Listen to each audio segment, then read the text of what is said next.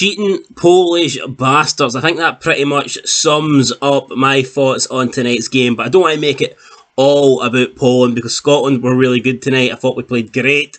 The reason this review is very late is because I actually work every Thursday nights, which is unfortunate, especially when there's a big match on. So I had to watch the full game after the full-time whistle. I was like on a 75-minute delay. So yeah, I was watching the match. I thought we played great. Stevie Clark, he's got us playing fantastic. This would have been our 7th win in a row, and we deserved it big time. But unfortunately, due to PIATEK being a cheating prick, we've been denied. Poland getting a very late penalty, basically in the dying seconds of the game. I believe they had, 11 seconds left or something before the 3 minutes of added on time would have been up. And the referee just gifts them a penalty. And maybe VAR would be a good thing. I don't know. The only positive I can take from this is it wasn't a playoff. It wasn't the World Cup playoff. Could you imagine if that's a penalty that screws you out of an opportunity of qualifying for the World Cup? You'd be going absolutely apeshit. And never mind Putin invading Ukraine. I'd be invading Poland, man. I'd be taking the entire country down, man. If that dive, done Scotland out of a World Cup place. But let's talk about some of the key moments. So I actually want to talk about the choice of starting 11. I was a bit disappointed, I can't lie.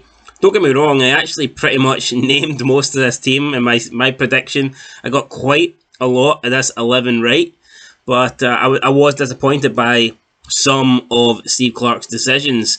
I think he should have gave Craig Halkett a chance, I really do. Craig Halkett, arguably the best player in the Scottish Premiership this season. As best defender, should I say, best centre-back at least.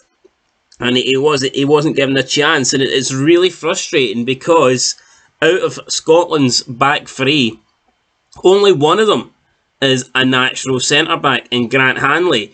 So for Halkett, who is a natural centre-back, not to get one of 3 spots when there's a massive injury crisis to our defence, I thought was really poor. I can almost understand Tierney at left centre-back because he's used to playing there, and that's the way Steve Clarke plays Tierney, fair enough. But McTominay, we all know McTominay.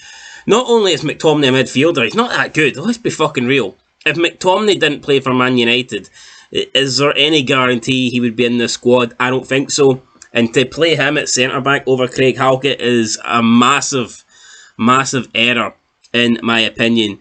So the lineup for Scotland, it was Gordon, McTominay, Hanley, Tierney, Patterson, who, I've no complaints.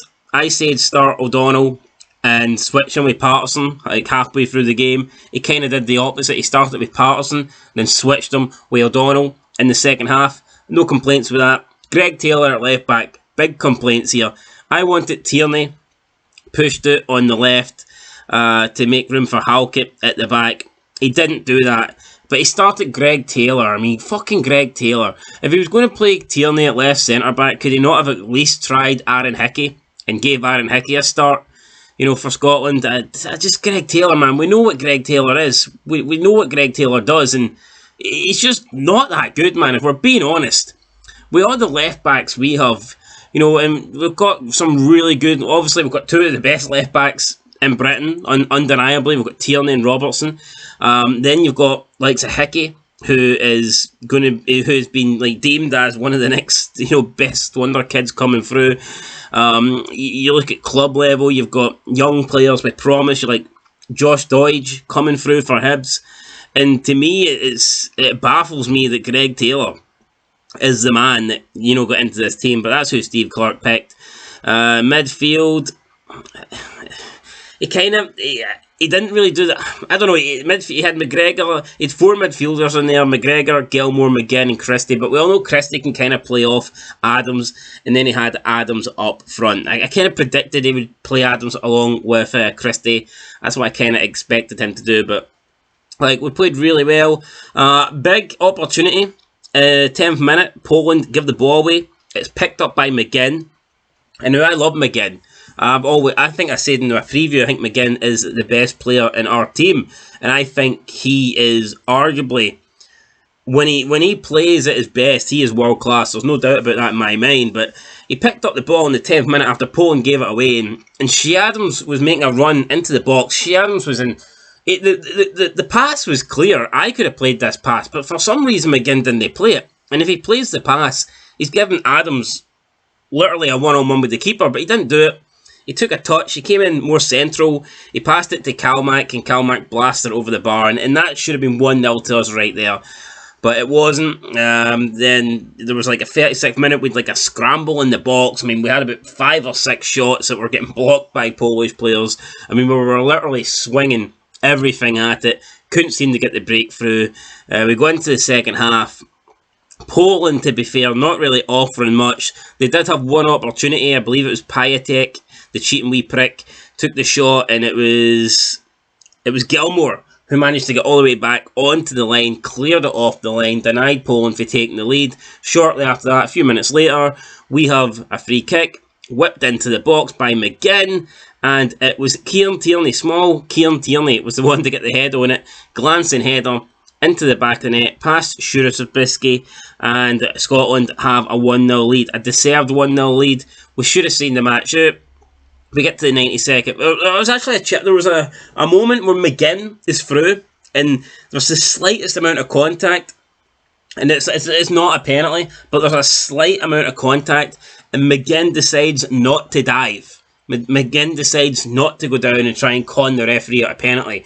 But then, 20 odd minutes later, Poland have an opportunity in the dying seconds of the game where PIATEK does not get touched. There's zero contact, yet he does go down, he does dive, and he gets a penalty. And it's like, what is the point, really? Why? What's the point of playing fair when you're just going to get shafted? Don't get me wrong, I don't want Scotland players diving. I would rather we played with some integrity. And if it means losing games, and if it means getting cheated, then so be it. I don't want to be a team full of divers. I would hate to have the likes of Raheem Sterling play for Scotland. I don't want to see Scottish players diving, but it is frustrating when we do not dive. And I'm not saying McGinn wasn't a penalty, but if you're comparing the McGinn incident to the PIATEK incident, if you had to say which one is more of a penalty, it's the McGinn one, because the McGinn one's got actual slight contact. The PIATEK one had nothing. PIATEK takes a heavy touch. Gordon he makes himself big in an attempt to try and make a save. PIATEK tries to flick the ball around Gordon. It's a heavy touch. He knows the ball's getting away from him. The angle's pretty much closed off. I mean, if PIATEK stays on his feet, he's not going to get onto the ball, and he's not going to have an angle to take a shot, so he goes down. It's the only thing he can do, really. And the referee, not that it makes it right, but he knows that the chance is pretty much gone after, the touch that's taking the ball away. And the referee gives them a penalty, and Poland, get the equaliser, they score the penalty. PIATEK puts it right down the middle. Gordon jumps to his right. It wasn't a great penalty. It's one of those penalties where if the keeper saves it, you go, it's a shit penalty. But because it goes in, it's kind of... It looked like it was calmly done right down the middle. But, I mean, it is what it is. Poland get the draw. Did they deserve the draw? Did they? Fuck. We deserved to win the night. We should have won by a couple of goals. Honestly, I don't think 2 or 3 would have flattered us tonight. I thought we were a superior team, but it doesn't. It doesn't happen. It ends 1-1. Our winning streak comes to an end. But if we look at the positive, guys, we did play well tonight. We're still unbeaten now in, I believe, 7 games. And it just keeps the confidence up. And it was good to see some big performances. I thought McGinn was great. I thought Gilmore was good. Patterson, I thought, was good. Tierney is always good. There was some good performances tonight. If I have to look at the negatives, then obviously the fact that we got robbed out of a win in the last minute of the game, of course that sucks. I would have liked to have seen Craig Halkett get a start, or at least get a game time, man. He didn't even get brought on. It was like, what the fuck are you doing, Clark? And maybe Hickey, I think, could have started at left back over Taylor. But overall, guys, not a lot of complaints. 1-1. We should have won the game. It didn't happen. We move on next week, taking on Austria. It is what it is. We'll bounce back, hopefully beat them, and then who knows what's going to happen with Ukraine. Wales, in the other semi-final of our playoff path, defeated Austria tonight. So it's going to be Wales versus either ourselves or Ukraine. Don't know what's happening. I think the best thing to be happening would be just for if Ukraine don't want to play the match, then just pull out. Really? I mean, just pull out. Why should we lose a World Cup spot because there's fucking 2 countries with 2 dictators, having a dick measuring contest? You know what I mean? Zelensky, Putin, I mean, I don't give a shit about either of them. All I care about is Scotland qualifying for major tournaments, qualified for the Euros. I believe we'll qualify for the World Cup. I believe we'll beat Ukraine. I believe we'll beat Wales. All we need is the matches to happen, and for no cheating bastards to dive in the penalty box and get penalties that aren't penalties. If that doesn't happen, we'll be alright, guys. Anyway, that's it. Let me know what you think down below. Am I being harsh? No, I don't think I am. It was a blatant dive. It's not the first time it's happened to us. I remember against Czech Republic, 12 years ago, we got absolutely robbed in that match as well. I forget who it was. Was it Kadlec? I don't know. I forget who it was, but that was one of the biggest dives you'll ever see, and that denied us a place. What else have we got? We've got, remember that horrible foul that wasn't even a foul against Italy that cost us a spot at the 2008 Euros? Chiellini comes in and I think it was Chiellini against McCulloch. Chiellini comes in and just like fucking clatters into McCulloch. I think it was McCulloch. I could be wrong, but or was it McCulloch or Caldwell? Someone like that. And the referee gave a fucking free kick to Italy and they scored from it. You know, it was like unreal. Some unreal decisions have happened against us, but I'm hoping that when we get to the big games that matter, hopefully the referees get to Specsavers and they actually get to call this shit right down the middle. Anyway, guys, that's it. Thanks for watching. We'll catch you later. It's finished. Scotland 1, Poland 1. Like I said, should have been a comfortable win for Scotland. It wasn't, but we'll get them next time. Till then, though, peace.